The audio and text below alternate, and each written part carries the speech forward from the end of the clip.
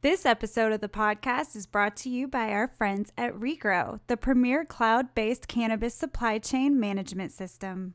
If you're a cannabis company searching for a strategic business partner to help you automate your business, scale effectively, and make the supply chain work for you, then you need to know about Regrow. Regrow is the first of its kind software that leverages components of leading ERP and supply chain systems with the necessary compliance of the cannabis industry. That's right, you'll get all aspects of regulatory compliance built in, with the added value of workforce management, inventory, SOP management, and reporting and metrics that allow for companies to scale successfully. So stop using the whiteboards, spreadsheets, and email to manage your cultivation, distribution, and manufacturing processes, and instead incorporate Regrow. Visit their website at regrow.io. That's regrow.io. Regrow, the premier cloud-based cannabis supply chain management system. This episode of the podcast is brought to you by Canna Health.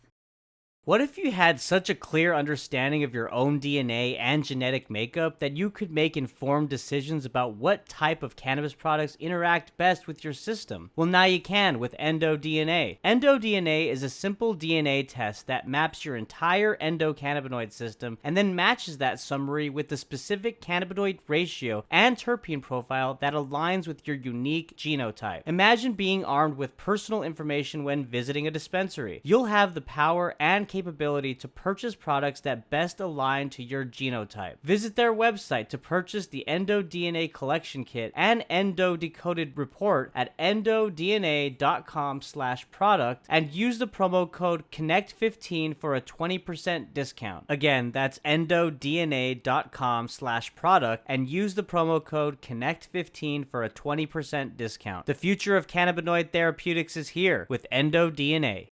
What's up again, my fellow people of the plant? We're here for another episode of Cannabinoid Connect, and my guest today is a special one. Today, I'm talking with Jason Spatafora, aka the Wolf of Weed Street. Jason has greatly impacted the marijuana sector through his alter ego, Wolf of Weed Street. He holds one of the biggest audiences in the marijuana sector through his Twitter, Wolf of Weed Street, as well as his two websites, potstocks.com and marijuanastocks.com. Mr. Spatafora has been featured in many publications such as Men's Journal, Vice, BBC Online for his ability to spot trends, gauge sentiment, and find great trades for investors from all walks of life. In this episode, the Wolf and I talk about his journey within the cannabis markets. We discuss his case for not wanting legalization to pass so soon. We also talk about why he thinks pot investors are some of the dumbest investors and traders out there. Jason also advises new investors to take profit throughout this long play. Last, we discuss his thoughts on how federal cannabis reform efforts are playing out. So I hope you enjoy this episode as you watch or listen to my conversation with Jason Spatafora, aka the Wolf of Weed Street.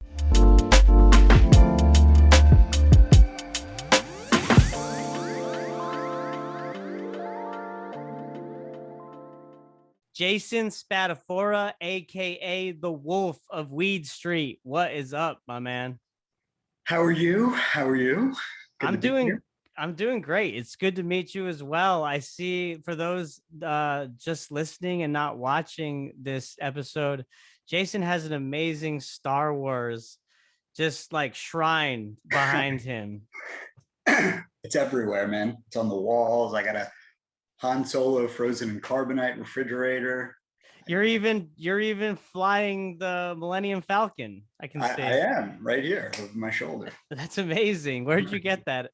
One of the members of True Trading Group made it for me. Wow. Yeah, he just sent me a surprise gift. Very nice. Very nice.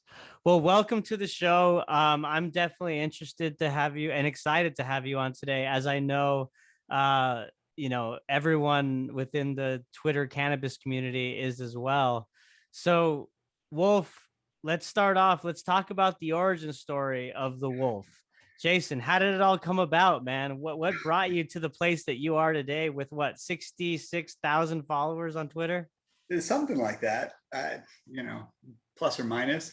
My origin started like everybody else. I kind of fell into the space. I can remember the day. It was the day that Eric Holder, who is the then Attorney General, was talking about cannabis. in Colorado, and how the DOJ wasn't going to go after states so long as they followed like specific guidelines. And I was home from work, and I was like, are pot stocks a thing? So I went to Google and I typed in like marijuana stocks, and it brought me to this website, marijuanastocks.com. This had to have been like 2013, right? Or yeah, it was summer of 2013. okay. There was literally 10 companies. What? Yeah, 10 companies. And I was like, oh, well, he was talking about payment processing. I was like, so I bought this company, and I'd never bought a penny stock in my life before. And it was 5 cents. And I was like, 5 cents, I could buy so many of these. I bought $500 worth. And then like 2 days later, it goes up like 50%. No shit. I was like, what the hell? I was like, this is amazing, And then like 2 days after that, it went down 50%. So I lost like $150. But the volatility and that move, because I had just started, I was always really interested in the market. I just wasn't at a place in my life where, it was something that I wanted to do. I've always been a cowboy. I was always single. So all my money really went to debauchery, vacations, like in the craziest places around the world. Right. And like, just, I was a young guy living in South Beach. So, and then I got engaged, and, I started investing because I was like, I need to start, doing this finally.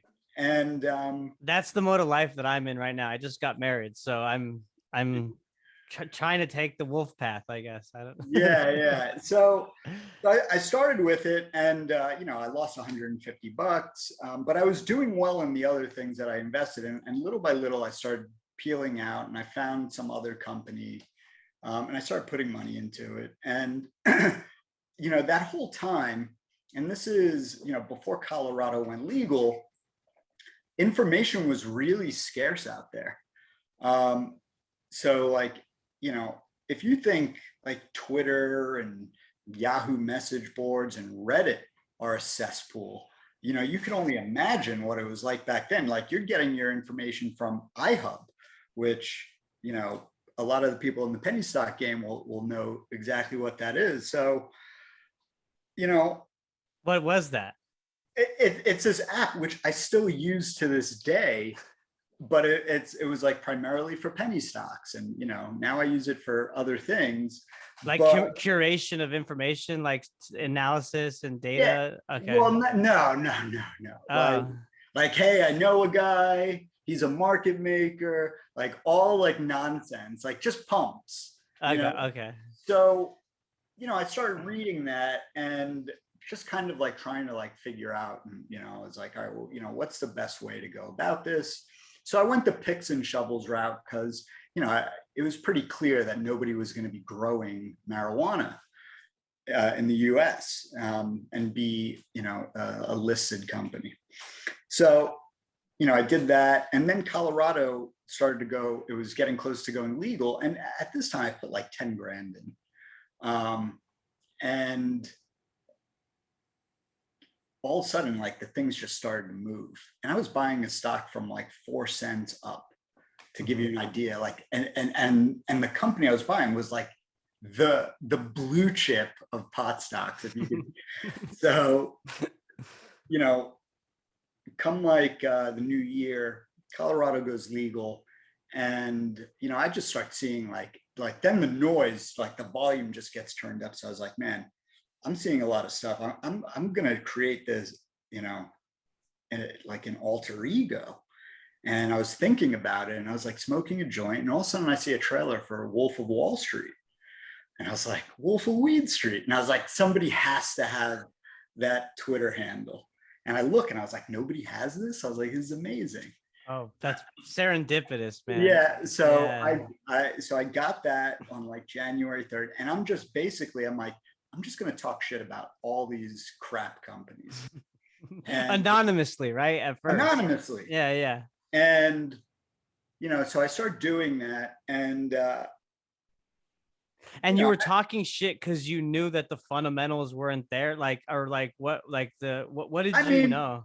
truth be told, there wasn't much fundamental. I mean, we thought we knew what fundamentals were back then. We were all just kind of pissing in the wind, like we had no, like I had no clue about toxic debt. Like a lot of those lessons were learned the hard way. But you fast forward to January 10th, and my 10 grand investment is like 55,000. And I was like, this is crazy. And my buddy calls me and he's like, and he talked to another friend who's like, yeah, Jason's killing it in pot stocks. So he's like, let me look at this, like a friend, I hadn't talked to him in months, and he's like trying to protect me. He's like, dude, sell all your pot stocks. And I was like, what are you talking about? He's like, there's short positions like building up on him. And I was like, he's like, they're scams. He's like, there's a piece that's going to come out on Bloomberg. I was like, dude, I didn't invest in a scam. I go, no, I got the good one. And as I'm talking to him, it's going up. Okay. So you're really doubling down in the yeah, conversation. it's just going. And I was like, what is this guy? I was like, dude, you're out to lunch. Yeah. He's like, all these short positions are building up. And I was like, okay. He's like, dude, I got a Bloomberg terminal. And I was like, what's a Bloomberg terminal? Oh no. So at this point, I was like, all right, whatever. So I get off the phone with him. All of a sudden, I'm at like 75,000. I was like, this is the pot stocks are it, And I was like, yeah, you know what?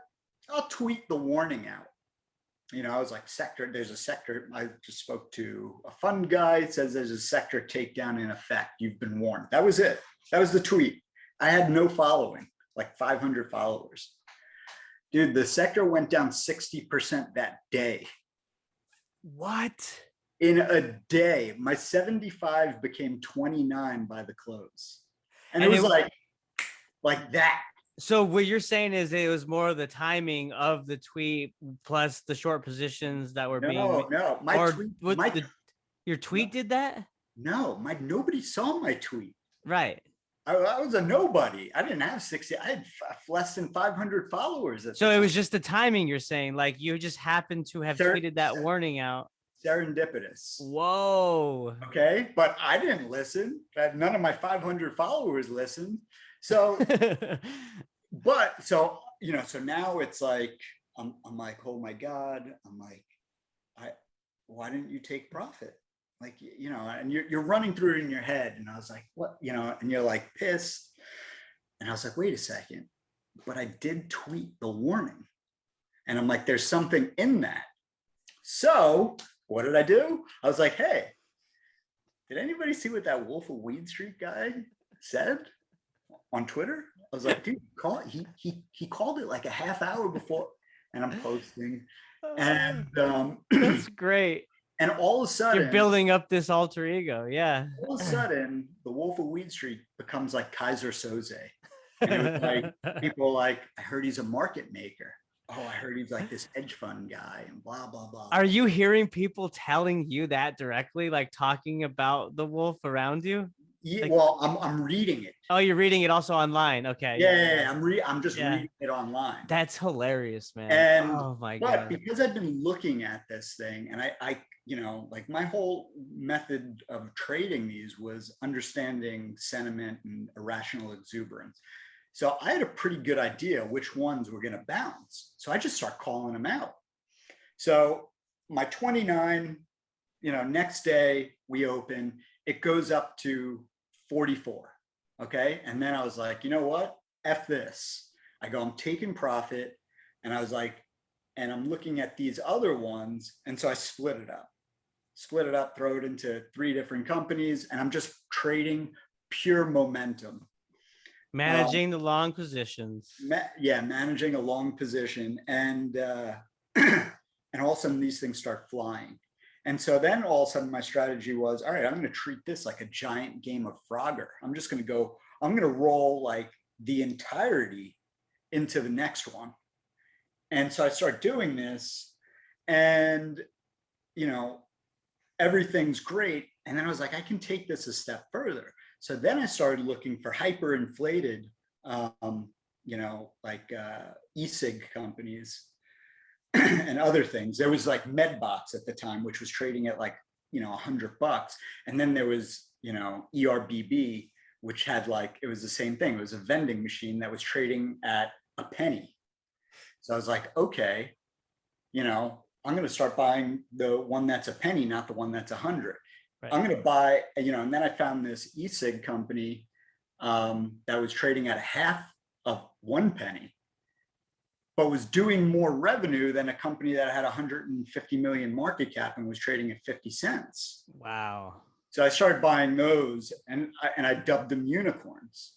And these things, so the herb, which is a scam. I'm not suggesting buy. I see people tweeting about it. Stay away from it. Goes from a penny to I sold it at 10.90, like 10 cents, 10 cents, so almost 11 cents. The one I bought at 44 at dub 044 goes to 46 cents. Wow. So I bought 1 million shares. So that became, almost $500,000, and then on and on and on. And then the following grew, and then, people started reaching out. Then we created the Wolf Pack. We started giving money to charities and doing like a lot of really cool shit, but we had no idea. Right. How old were you when this was going on? I was 35, 34. Wow. So, and, look, I dodged a couple bullets because, I'd gotten married in February, and then, I was going to Thailand. I was going to Thailand and Cambodia for my honeymoon, and I was up just a stupid amount of money. And I was like, I don't want to hold penny stocks. I'm like 17 hours behind or ahead, whatever. So I was getting out of most of my positions, and man, like the whole sector dumped, and I missed it. And then from there I started looking back, and this is how like I formulated the Ides of March. And fast forward to the summer, a CEO that I was like, this company's a scam, which was FITX, ends up, I call it dead money. CEO ends up outing me because he met me at a conference, puts my home address online, like somebody tries to steal my car, but these weren't the smartest shareholders anyway. They stole my neighbor's car because our houses look exactly the same. They went to the wrong house. They stole his wife's car, and they left a bunch of buds of weed on his dashboard in his car. And he was like, it's the strangest thing. And I was like, yeah, that's really weird, man. That's crazy. That would happen to you. See you later. Yeah. So, and then the company ended up getting halted, all this stuff. And then, I bought marijuana stocks that summer with 2 other friends. And that's pretty much the origin story. And then like a piece in Men's Journal came out, like Vice and Forbes and all this other crap. And I just kind of turned it into like a vocation. I used to chase storms and catastrophes and disasters before. This is it's a different type of stress. Like I'm not seeing dead bodies like wash up on a beach, or a horse thrown through somebody's living room. Right. But a lot of it is just managing time and understanding the history. So yeah. Wow. Well, thank you for sharing that origin story, man. I mean, you've come a long way, and you've seen really it all play out, like obviously thus far. And so, how would you describe the environment now as opposed to back then, in the earlier days? Like what have you taken from that? Look, it's light years ahead. Like I look at some of the things that I did before, and it's nauseating. I'm like, how are you even still trading pot stocks? Like some of the stupid things that you did before, and not understanding some of this stuff. So look, it's just far more developed. It's we're so close. But with the US and with that 2014 like run, I mean, people talk about like GameStop and AMC, that it doesn't compare to the pot stock run of like 2013, 2000. Really? It's not even close. When I tell you, like, so that position that I was in that went 10,000%, Yeah. it actually went 100,000%. That thing started at 0004. That's insane. Okay, so think about that, 0004 to 46 cents. Okay, and I also don't suggest playing trips, but a lot of cautionary stuff. I'm like, don't be like me. So yeah, and then that market just, I mean, when I say it burst, and it didn't come back. I was smart enough to realize like, okay, invest in good companies, keep away from like penny stocks that can't touch the plant. And so I like worked on my skill set of like investing in general and then managing a portfolio. So I developed a trading strategy where, I've got my core position that I don't touch, and then I trade around it with, 20% of it, to, almost use it as, as a dividend to stay long. I've heard you say that before. Well, sorry to cut you off, but I think that's so smart, man. And it's like, for me, I'm new to the game, right? I just started really getting serious with like cannabis investing in 2018, and I mean serious, like looking at it every day, looking at different companies, reading what people are saying in the research. And like when you talk about taking that 20 to 30% profit off the table so that, and wait, right, and put it back in so that you can stay long like that. It's when you hear it, it makes so much sense and you're like, duh. But like until you actually hear it is when you won't want to apply it. I'm definitely gonna apply that to my strategy moving forward. It makes so much sense, right? Yeah, well, look, I can run you through some quick numbers, because I have them down pat, right? So, so the bubble bursts, and then we're going into, an election year. So this is 2016. And the Canadian companies, like the Canadian government was talking about, all right, legalizing medical. And then the step was recreational. So there was a lot of things just kind of coming out of there. And I was, I'd traveled to Canada. Now at this point, I'm like, if I'm going to invest in a company, I want to go see it. And you could see like, okay, they're actually trying to do something. So it's not a PO box. Right, it's not a PO box, which, I would send people $100 on PayPal that, can you go and see if there's a PO box? Hey, you got to do what you got to do back then. Yeah, it was probably the smartest thing I ever did. Right. So, to give you an idea, after 2014 and seeing, I look back and I was like, man, in March, all of these, there wasn't many of them. All of these things got crushed going into the summer, and then they go back up, and then they get crushed again. It was just this cycle, and you could see it. So my strategy, from 2016 really to 2019 did not deviate. Where it deviated was, as my positions got bigger, it was tougher and tougher to just, completely get out. Mm-hmm. Right. So in the summer of 2016, I bought Aurora for the first time. Okay. So I bought 20,000 shares at 89 cents. Okay. Mm-hmm. I sell it at $3 in November of that year. Okay. And then I get out. So I take 20,000 shares for, it was like 18 grand, and then sell it for 60 grand in November. Mm-hmm. And then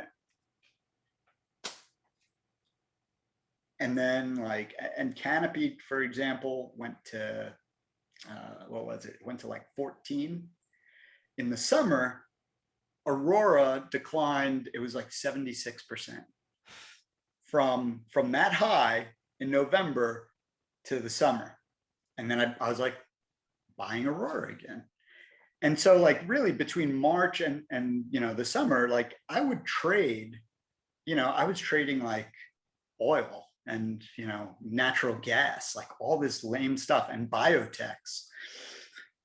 But then in the summer, Aurora's back at $1. And I was like, well, so I bought 60,000 shares. Well, what happens? It goes from $1 to 10 into the fall. And then what do? I was like, well, I'm out, And then in the summer of 2018, now like C45 and all this other stuff, Aurora goes, I think it goes down to 4. I end up buying it at 5. I don't buy the entire position. I bought like 100,000 shares. Okay. So I buy 100,000 shares, and going into October, and you've probably seen this, my October calendar tweet. It's a kind of famous tweet. So I was in Spain, and people were, the market's ripping, where, Canada's about to go legal. And I'm like, market's going to pull back. And I was like, and I highlighted the days. I was like, this is going to be a sell the news event. Nobody listens. I listen. I sell Aurora at 12.29, like 12.29 average. This was in October, you said? Yeah. Okay. Right before C45. So if you do the math on 100,000 shares, that's $1.2 million. Yeah. Actually, $1,290,000. Okay. That started as a $18,000 position. Wow. I didn't put any new money into that. But I did this across the board.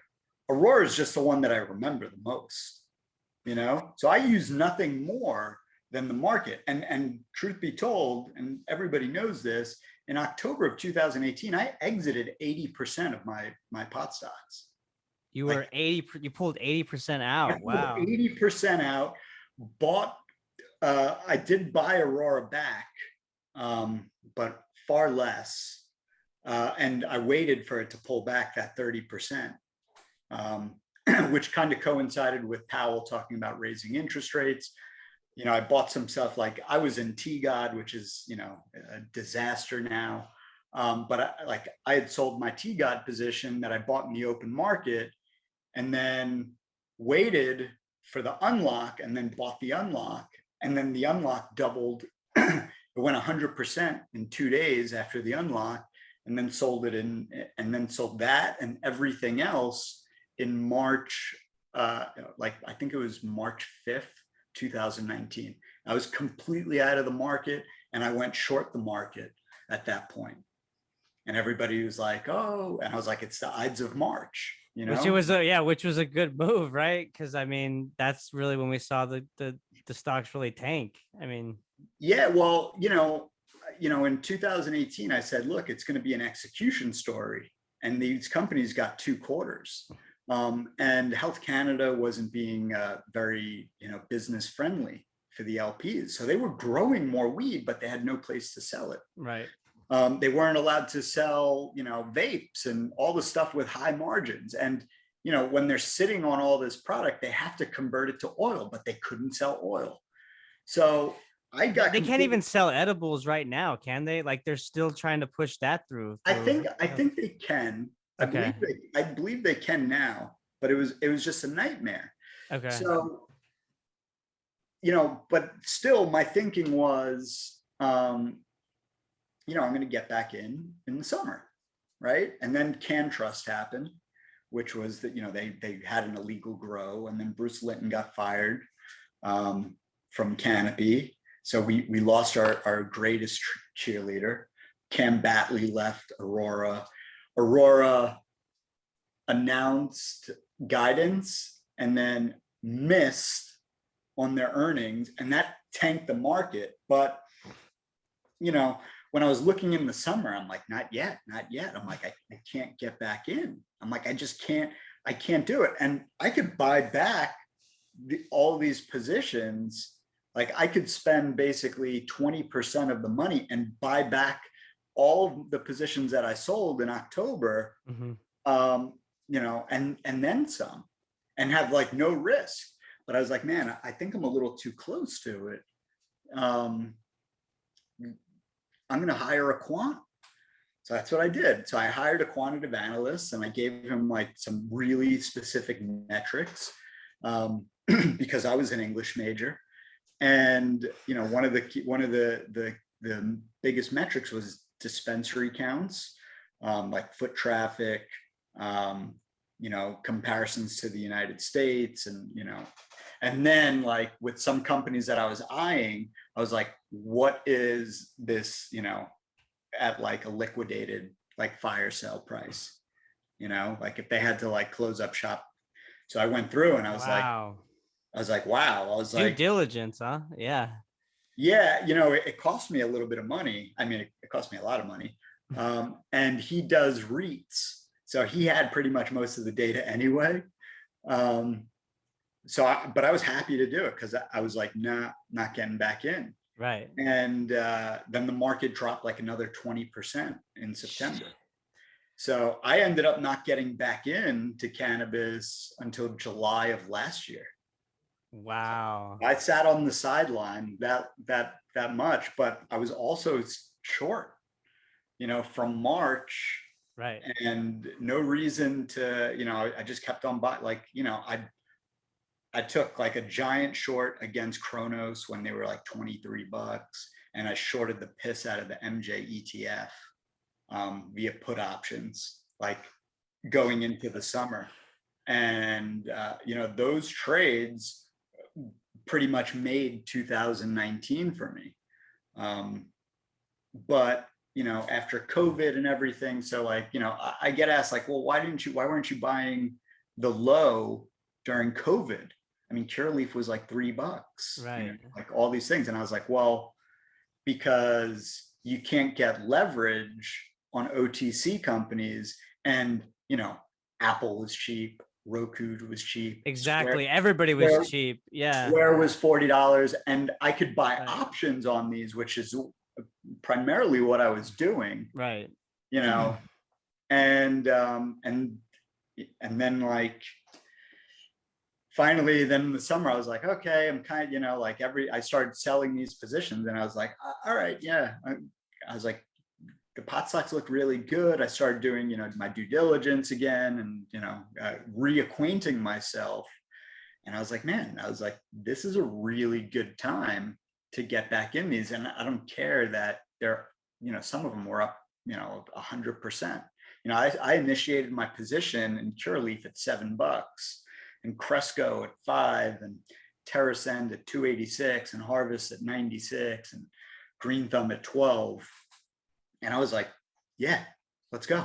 You know, because we're heading into an election year. And then, but at the end of the day, like, these things still had so much in front of them. Mm-hmm. Yeah.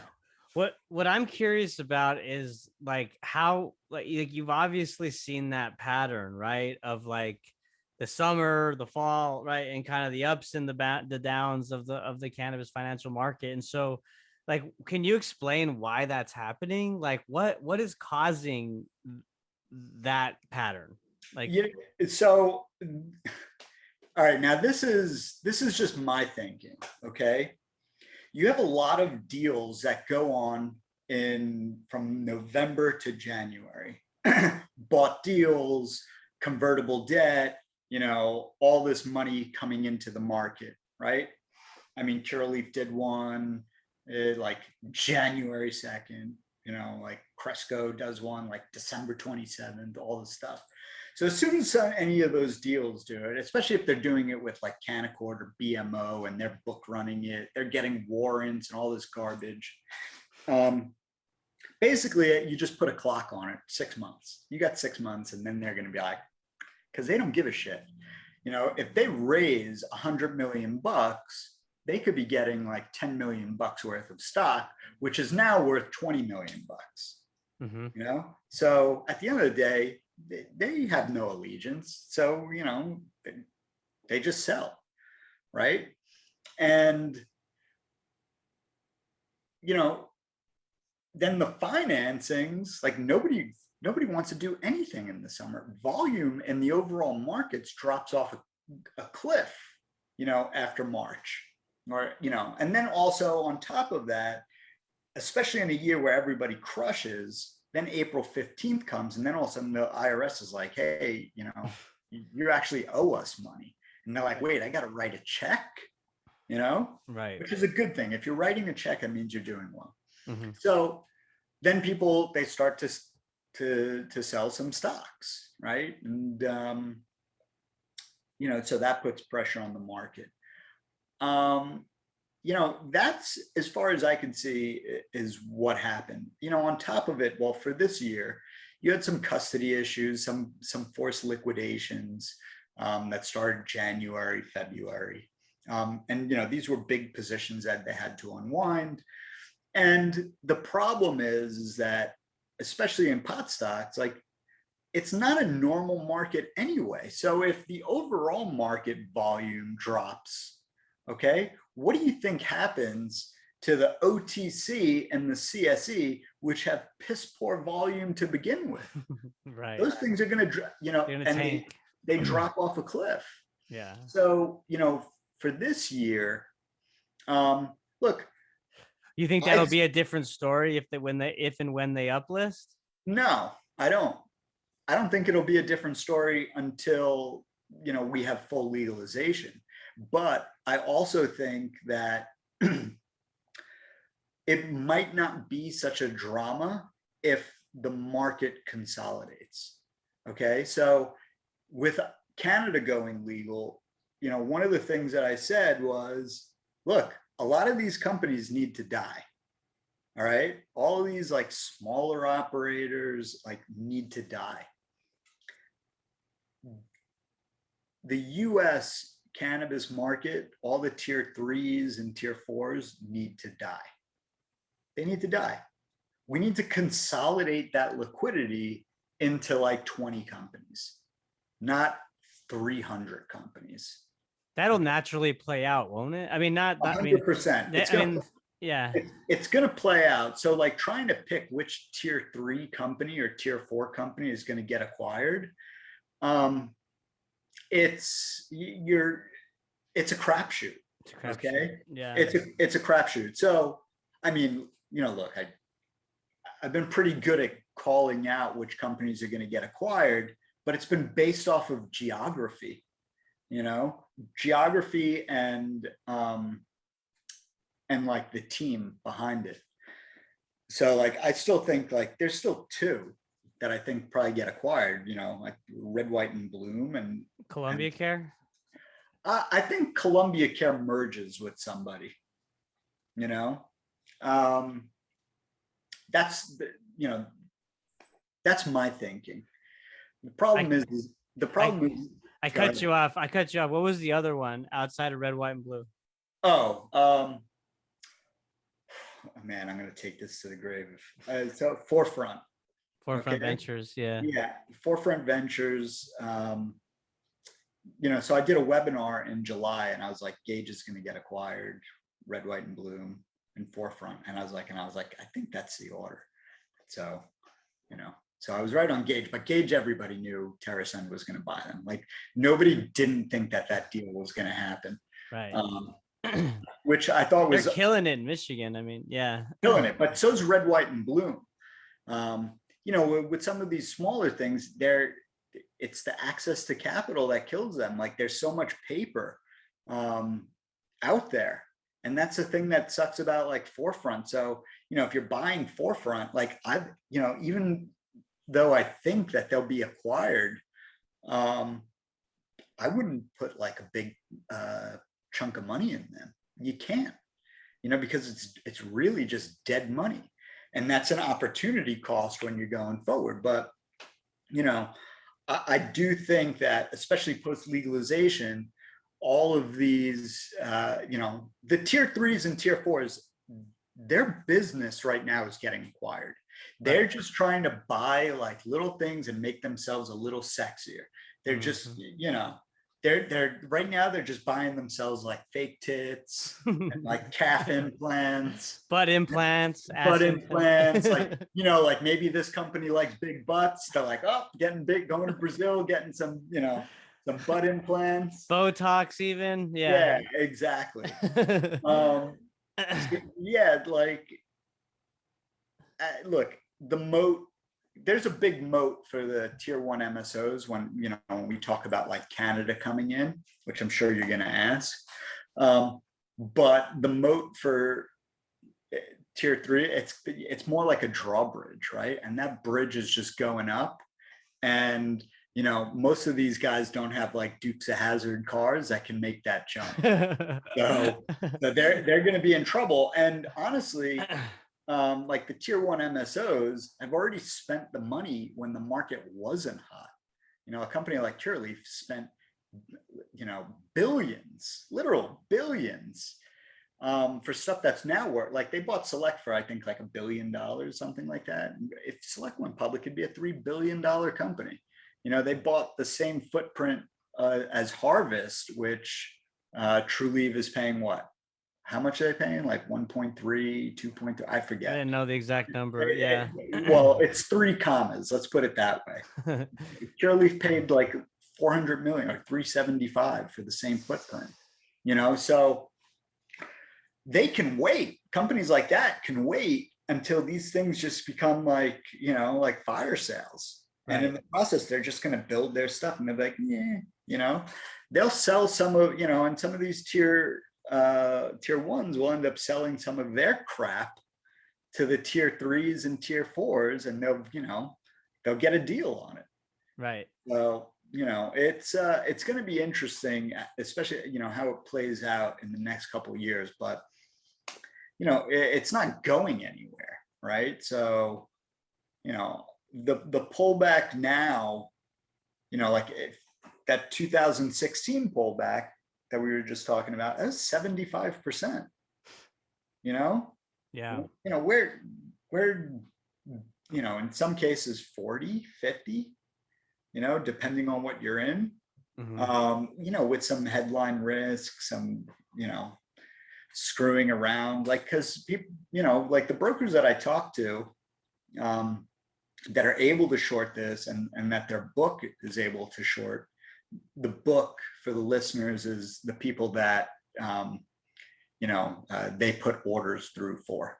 Okay. So like, let's say I've got, my book is 50 people. All right. And they're like, and I'm like, hey, maybe you should short this.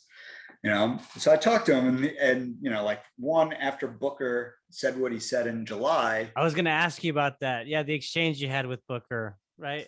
Yeah. I mean, it was so stupid.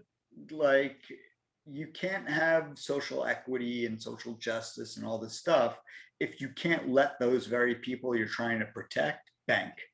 Okay. Right. So it was just pure grandstanding. Right. The thing that pisses me off is, and I know that the market doesn't know this stuff, and like they were they were getting ready to close up their shorts. Like my phone like blew up during that press conference. It was like one of the guys from BMO was like, "God bless Cory Booker," and then look, we got some more risk into with Trulieve, which I don't think was warranted. Right. You're talking about Kim's husband and that whole issue. Yeah, it was, it was crap.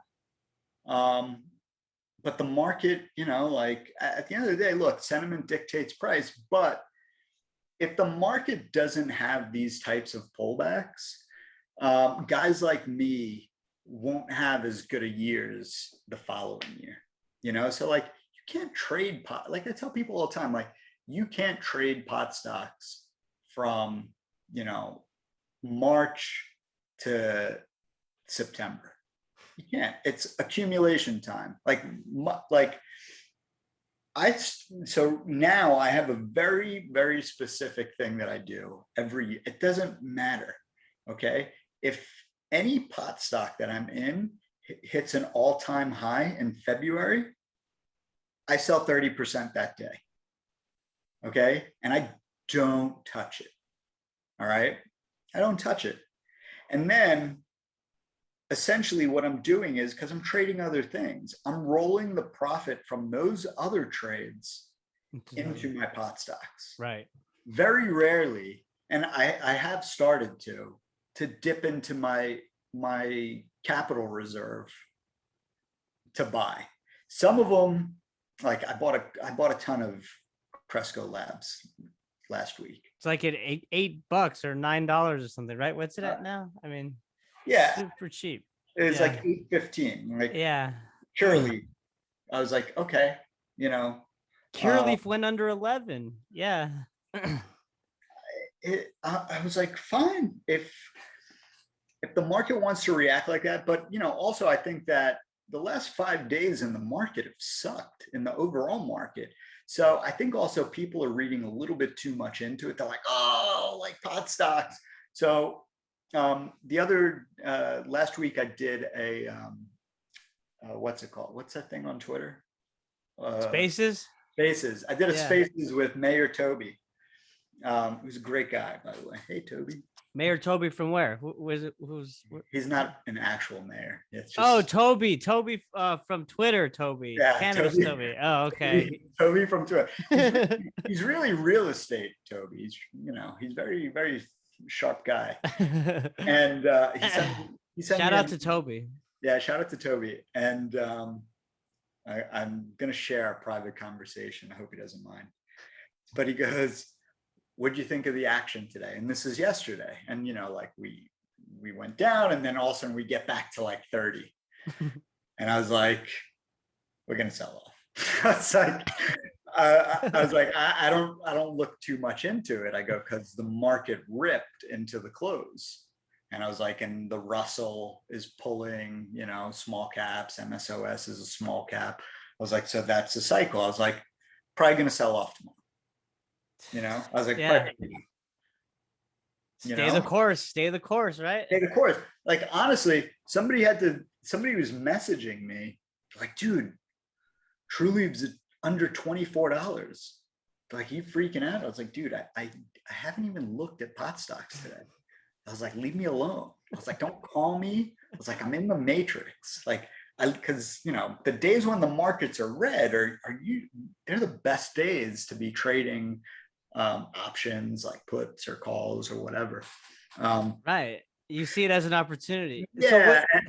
And it doesn't faze me. Like, I'm like, yeah, sell, go lower. Go right. ahead. Exactly. I mean, this is a long game, right? And that brings up a great point, because obviously you have the experience, you've been in the game for, since the beginning, and you're vocal on Twitter, right? And I've heard you say before that pot investors are some of the dumbest investors and traders out there. They are. Tell me why.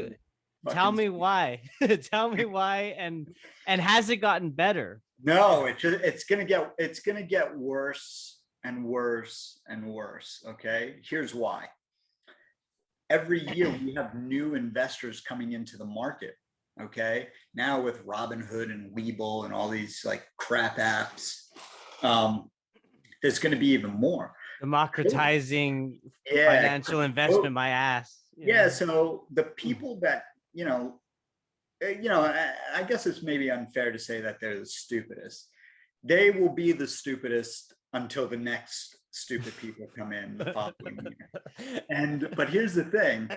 Then all of a sudden, you put somebody that got into cannabis in let's say they bought in February, you poor bastards.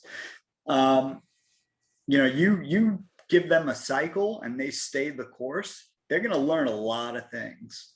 One, to like have a plan and to, manage the range that a stock will give you on a given day. But, for the people that really, aren't just chasing shiny objects and buying something because their friend told them to, and actually doing the research, then it's very fruitful, right?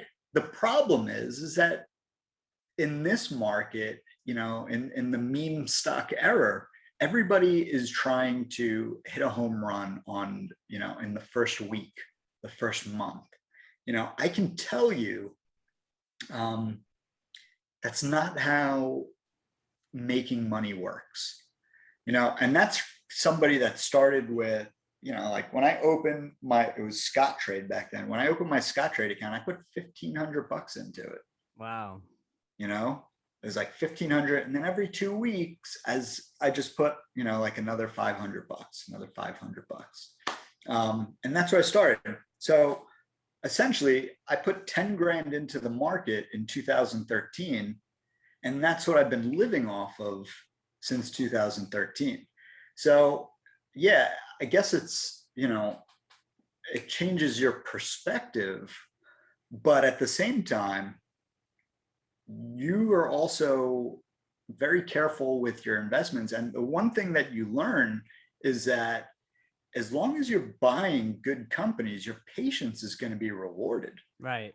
So like the only other company that I could buy that wasn't a penny stock back in the day was GW Pharma. And GW Pharma went public at like $8.75, and I bought it at 32. So essentially it was already up 300%. I was in GW Pharma until this year. GW Pharma just got acquired for $215 a share. It went, like that thing would go up and then pull back 50%. It would go up, pull back 50%. Unfortunately for me, the last time I sold it was at $133. And then I was like, oh, I'll get back in at like 90. It gets to 89 and I don't buy it. And then the next week it gets acquired for 215. Mm-hmm. But I've been playing with the range so much that I got more than 215. Right. But I wish I stayed. Like these things take time to develop. So like when I look at the things that I buy now, first off, my strategy is a lot different than pretty much most people, in that anything I buy now, I am not planning on selling until 2023. I'll only sell the stuff I bought last July, last August, and whatever, day tomorrow is. So I get year and a day long-term capital gains because it's essentially like getting an extra 20%. But at the same time, I don't sell in September. I don't sell in August. Why? Because I'm not stupid. Right. Like when like you're going to get fatigued in the market. Look, Amazon, Apple, all of these things have made similar moves. These were things that were, basically creating new markets. So, like the price action doesn't faze me. The only thing that, where I've been burned is, options on the pot stocks, specifically MSOS, which, is a clusterfuck. But other than that, from August to February, I was holding a core and trading a core. 25% of my entire position in Curaleaf is free. So think about that. So what I do is, and this is how it works, okay? In a market when there's volume, okay, when there's actual range in a stock, something like Green Thumb or Curaleaf, let's use Curaleaf, okay? So I bought it at 7. I sold a bunch of it at 8.55, okay? My core position stayed intact at 7. Okay. So I sold like 20, 30%, 8.55. Okay. But I also sold, it would go up 50 cents. I'd sell 1,000 shares. It dropped down 25 cents. I'd rebuy that 1,000 shares. Okay. I wasn't buying more. I was just pocketing the difference. Right. Okay. So every time I do that, and I did this about 1,000 times in Curaleaf alone, I was just pocketing the money. And on those days when there was like vicious pullbacks, that's when I would unleash that money. Okay. So earnings, it runs to 8.55 from 7, goes back down to 7. It goes to 6.75. I buy at 6.75. I even buy, and then I use all of that reserve to really buy it. Then it runs back up, and then it does the same thing, So like, when it ran to 18, I sold 30% of my position, like right off the top. And then I still had reserve cash. It dropped down to 14. So then I used reserve cash and I bought it at 14. And then from 14, it went back to 17. And then I sold that reserve cash again. Right. So each time I'm accumulating incrementally. Yeah. It's small. So if let's say for argument's sake, I buy 10,000 shares of the stock at $10, it goes to 11. I sell 1,000 shares. Okay. And it drops back to 10. Okay. And I buy back at 10, I buy back 1,000 shares. What's my break even? What's my break even average? It's 990. 990 on the entire position. So that's right. Because yes. Okay. I see what you're saying. Right. Yeah. So essentially, while I'm not pissed that I didn't buy Curaleaf, under $3, it would take Curaleaf going under $2 now for me to lose money. That makes total sense. All using range, and like you can't be one of these people that says, "Oh, I'm holding this for 5 years." That is the fucking dumbest. I can curse, right? I mean, I've been cursing the whole time. You can say whatever you want. Yeah. That is the dumbest thing I've ever heard, in pot stock. And I hear it all the time. Oh, I'm a 5-year holder. Like that's what all the Aurora bag holders would say to me. Oh, hold this for 5 years. No, because the thing is going to melt down. Historically, it's going to melt down. And if it doesn't melt down, there's always going to be something that does, a good company that does melt down that you can buy. People look at these things too much like sports teams. Like I'm from New York.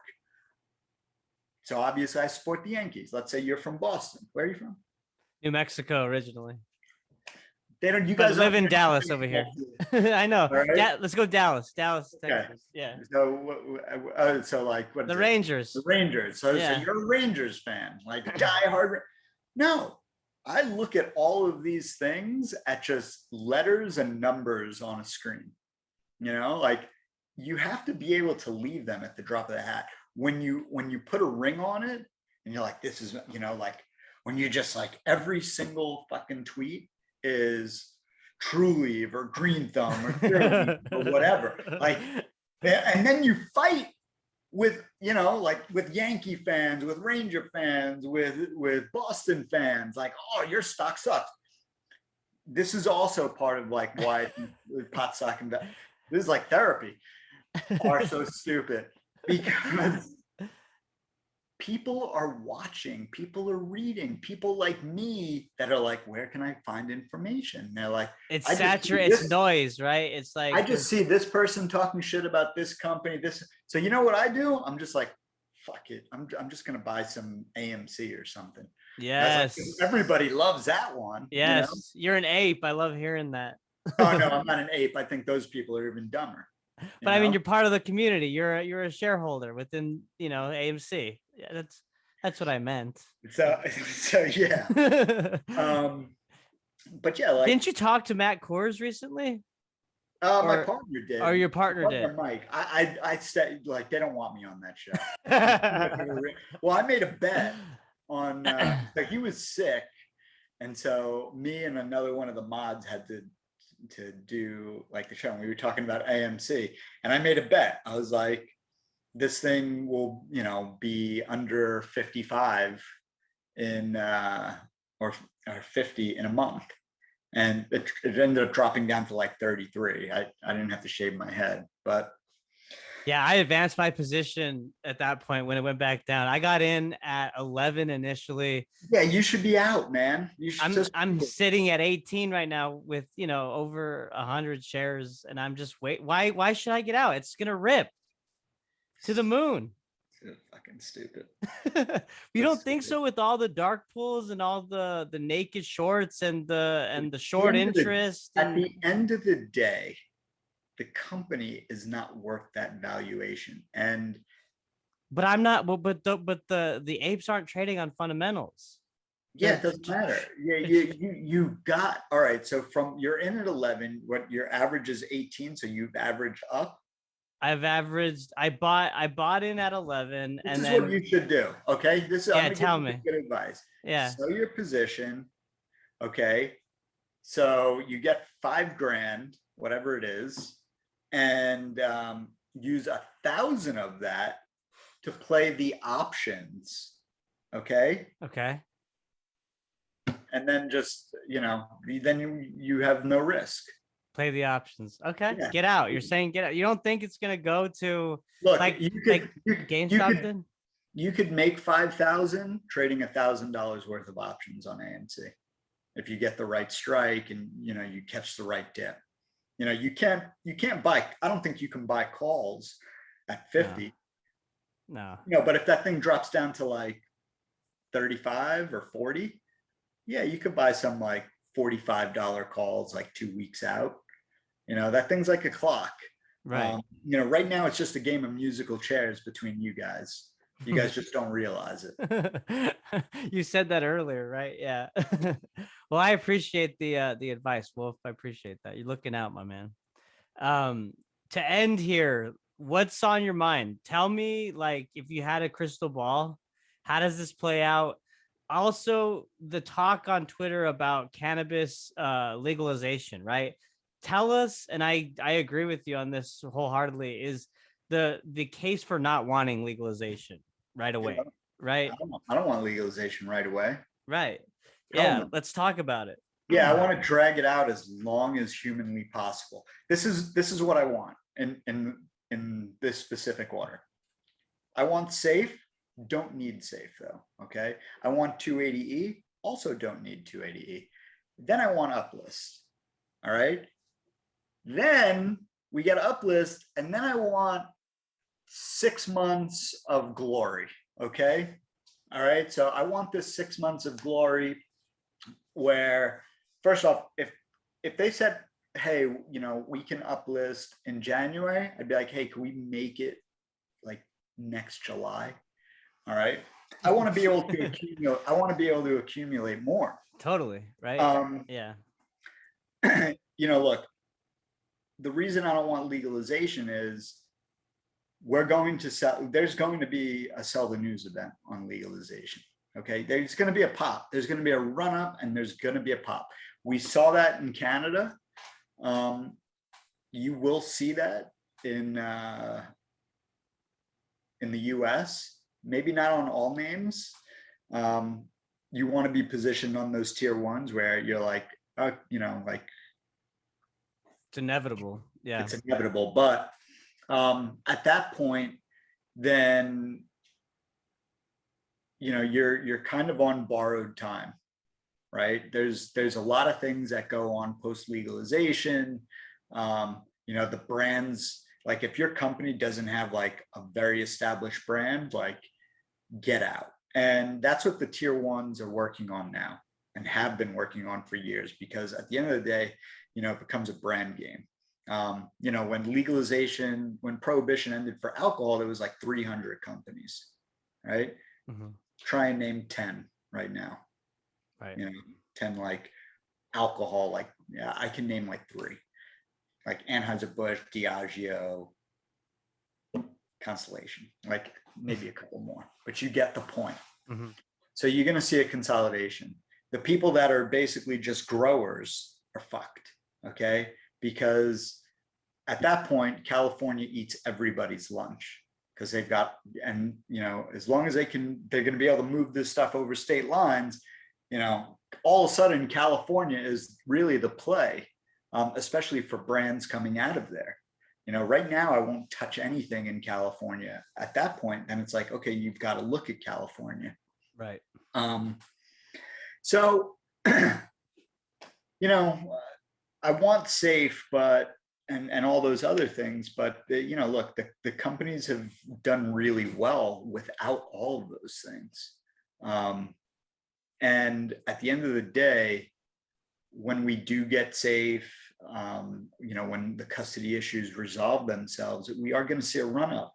And at this time right now is really the opportunity, so, I mean, what I do is I roll profit from other trades, just into my pot stocks.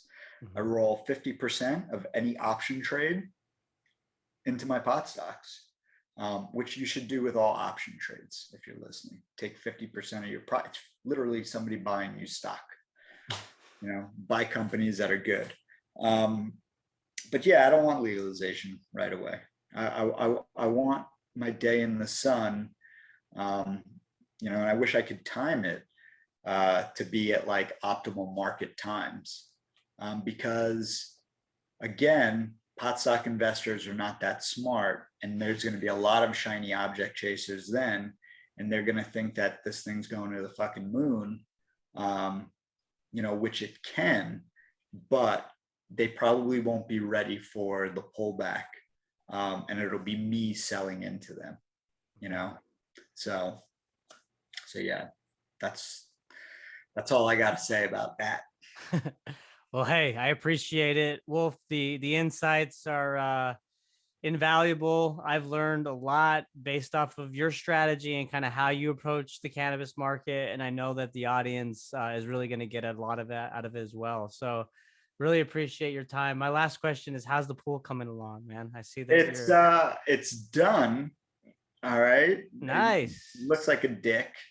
It's really nice. And now I'm like waiting on, I'm doing a lot.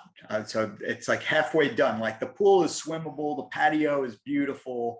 Now I'm doing like a tiki hut that you would see in like Bali, but like it has 2 floors. Wow. I'm doing like a gangster tiki hut,